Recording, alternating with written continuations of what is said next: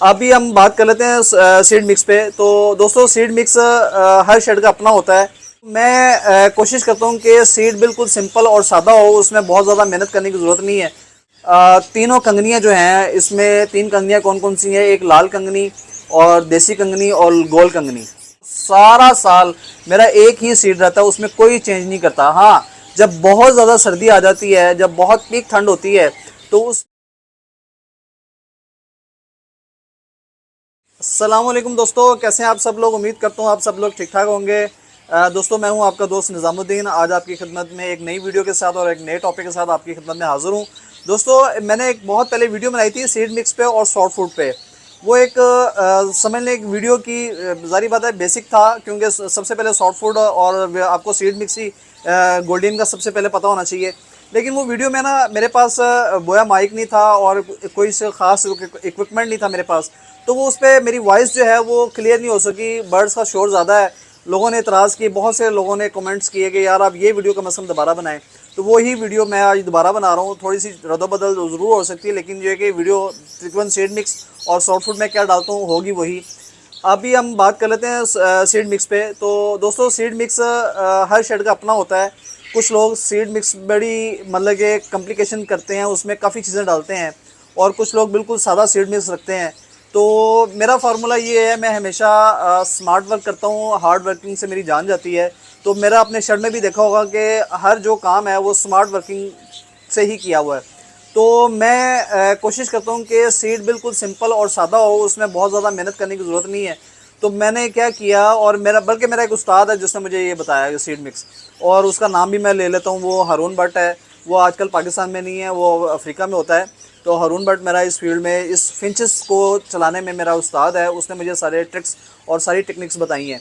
तो उसने मुझे कहा था कि निज़ाम भाई आप सिंपल सीड मिक्स रखें। और मैं क्या करता हूँ सीड मिक्स में, तीनों कंगनियाँ जो हैं, इसमें तीन कंगनियाँ कौन कौन सी हैं? एक लाल कंगनी और देसी कंगनी और गोल कंगनी।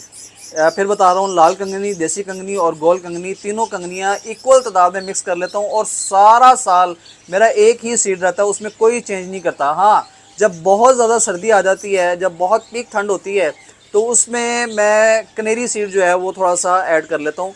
और कनेरी सीड बहुत ज़्यादा नहीं देना चाहिए, क्योंकि वो कनेरी सीड अगर ज़्यादा हो, क्योंकि वो फैटी होती है, तो वो इनको चर्बी का शिकार हो जाती हैं फीमेल्स। तो फिर आपको एग लेइंग में और एग मतलब कि अनफर्टिलिटी के इशू आपको फेस करने पड़ते हैं।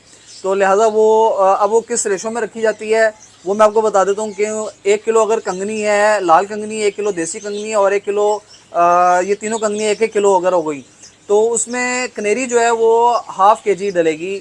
मतलब कि अगर 3 किलो है तो ½ kg कनेरी उसमें ऐड करूँगा बस। तो ये बहुत पीक सर्दियों में, मेरा ख्याल है कि दिसंबर या जनवरी में इसकी ज़रूरत पड़ती है, उसके बाद इसकी भी ज़रूरत नहीं पड़ती, फिर मेरा सीड सारा वही चल रहा होता है। तो ये तो हो गया सीड मिक्स, बिल्कुल सिंपल है सीड मिक्स मेरा, यही सीड मिक्स। अच्छा, बेंगलीज को भी यही सीड मिक्स है और गोल्डन को भी यही सीड मिक्स आ रहा है।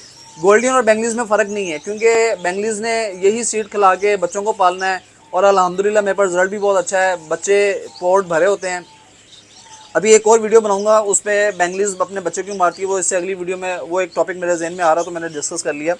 अच्छा, ये तो हो गया मेरा सीड मिक्स, जो गोल्डियन को और बेंगलीज को दोनों को एक ही तरह का सीड मिक्स जाता है। इसमें और जो मैं आसानी पैदा करता हूँ वो ये करता हूँ कि मैं बना बनाया सीड मिक्स नहीं लाता, क्योंकि पहले तो मैं बना बनाया लाता था, लेकिन अब अल्लाह का शुक्र है मेरे पास 150 बर्ड 1 बाय 1 लगा हुआ है।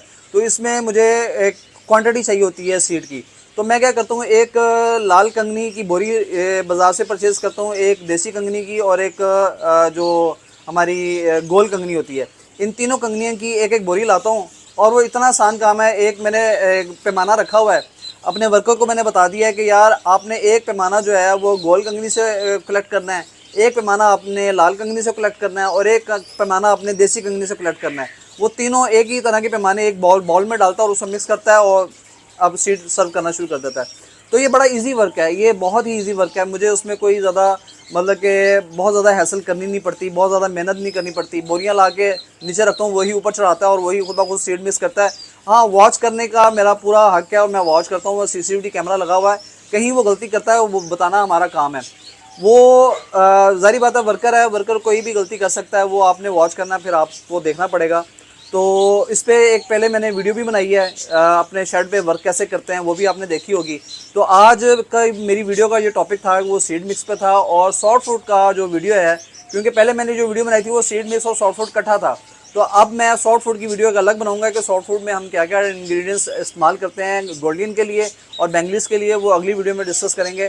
آج کی ویڈیو کو سیڈ مکس میں یہیں ختم کرتے ہیں، آپ سے اگلی ویڈیو کے لیے اجازت چاہتا ہوں۔ بہت شکریہ، تھینک یو ویری مچ۔